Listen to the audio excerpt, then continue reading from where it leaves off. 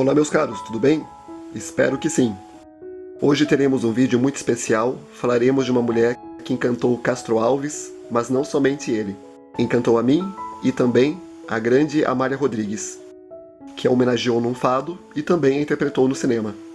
Trata-se de Eugênia Câmara. Atriz, poetisa, uma mulher muito artística, livre e à frente do seu tempo. Nos vídeos anteriores nós vimos bastante sobre esta mulher, especialmente em seu relacionamento com o grande Antônio Frederico de Castro Alves, um dos maiores poetas brasileiros, uma relação um tanto conturbada e também incomum, especialmente para a altura, meados do século XIX. Mas acho muito interessante como que Eugênia Câmara inspirou as pessoas, especialmente pessoas que resolveram prestar homenagens a ela, com artigos, com publicações e até mesmo artisticamente. Por exemplo, o seu romance juntamente com Castro Alves foi inspiração para Jorge Amado, um autor muito amado em Portugal, que escreveu a sua única peça chamada O Amor do Soldado, cujo nome original seria O Amor de Castro Alves, inspirado neste romance entre Castro Alves e Eugênia Câmara.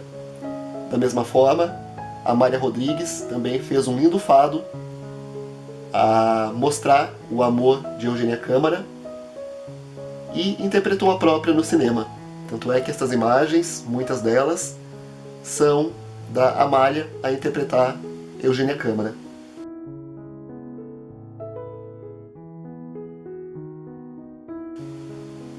A grande dama do teatro brasileiro, Fernanda Montenegro,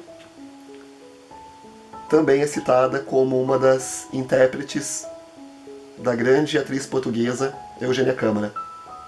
E Eugênia não foi apenas atriz, mas também poetisa, tradutora, diretora de teatro. Era uma pessoa que inclusive fazia traduções de peças do francês para o português. Portanto, uma senhora muito culta, muito livre e ousada. Neste vídeo eu vou ler para vocês trechos de 2 artigos escritos sobre ela. Espero que vocês gostem.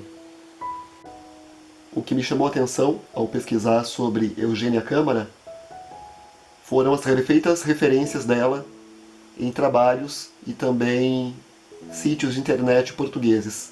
Boa parte das informações estão no Brasil, especialmente em sítios reservados a homenagear mulheres do cinema, do teatro, atrizes, e também alguns trabalhos acadêmicos, artigos, e até mesmo na Inglaterra, onde há pessoas que pesquisaram sobre ela. Aliás, este artigo em inglês, eu, para ser bem sincero, não gostei muito dele, pois ele coloca muitas suspeitas, tanto quanto a idade dela.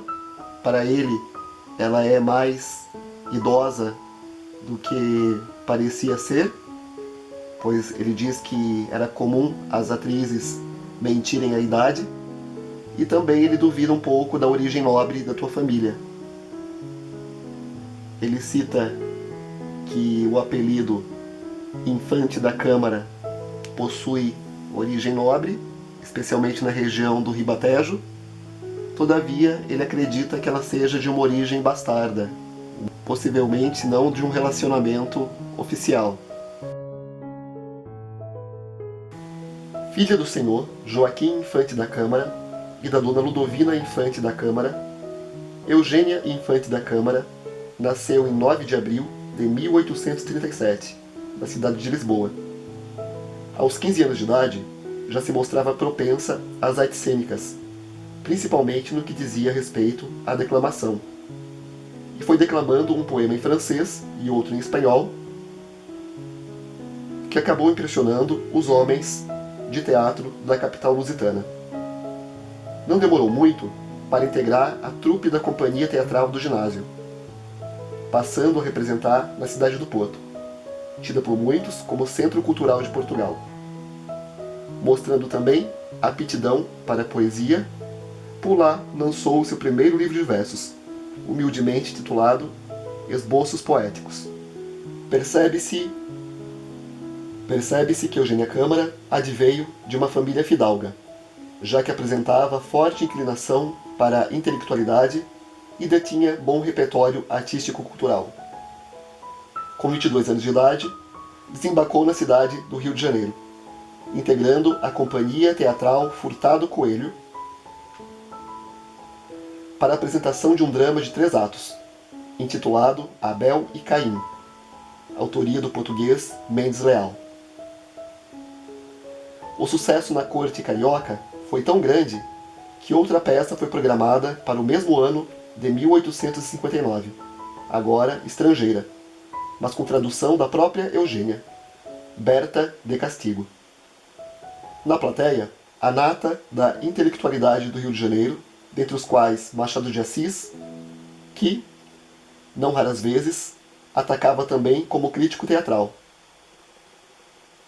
Extasiado com o que assistira, não se conteve, e numa das páginas da revista O Espelho, de 6 de novembro do corrente ano, escreveu: A senhora Eugênia Câmara tem uma esfera própria, a comédia d'exagé.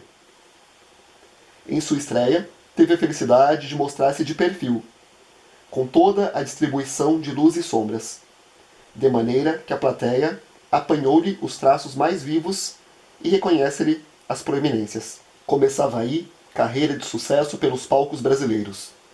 Não à toa, a Dama Negra, como viria ficar conhecida a jovem atriz portuguesa nos nossos palcos, despertou logo cedo o interesse de Castro Alves, que havia há pouco entrado em sua adolescência. Aí então este artigo ele fala sobre a vida romântica do casal, o qual já está presente no nosso vídeo anterior, e eu vou acabar por não ler. E ele finaliza assim: acostumada com uma vida de glamour, era inconcebível para Eugênia viver longe dos palcos, mesmo estando nos braços do seu grande amor. Para a tristeza de Castro Alves e a felicidade do teatro, Eugênia Câmara voltara para sua vida de atriz. Este artigo ele é chamado A Diva do Cecel. Cecel era o apelido, era a alcunha de Castro Alves. A Diva do Cecel, Eugênia Câmara, a eterna namorada de Castro Alves. E o autor é Alexandre Azevedo. Outro artigo cita que o desempenho de Eugênia Câmara nos palcos de Lisboa e do Porto despertaram a atenção de Camilo Castelo Branco, que a propósito dos seus dotes artísticos escreveu uma crônica lisonjeira no jornal O Nacional. Palavras do Camilo Castelo: a espirituosa Eugênia essa punha em todas as suas palavras o cunho da inteligência. Tradutora, é poetisa de bonitos versos, tem lá dentro a fada que lhe segreda as variadas inflexões com que a voz obedece ao coração, revelando-o inteiro. A sua índole nervosa e irrequieta doou-lhe a primazia nos papéis de paixões fortes, onde prevaleceram os ímpetos, as zangas, as travessuras. É uma grande atriz. Depois de percorrer várias cidades brasileiras, Eugênia Câmara reuniu as poesias que havia escrito e publicado nos jornais do Brasil, com algumas do seu livro Esboços Poéticos, e mais 19 poesias que foram dedicados em sua homenagem, entre 20 de dezembro de 1860 e 18 de março de 1864.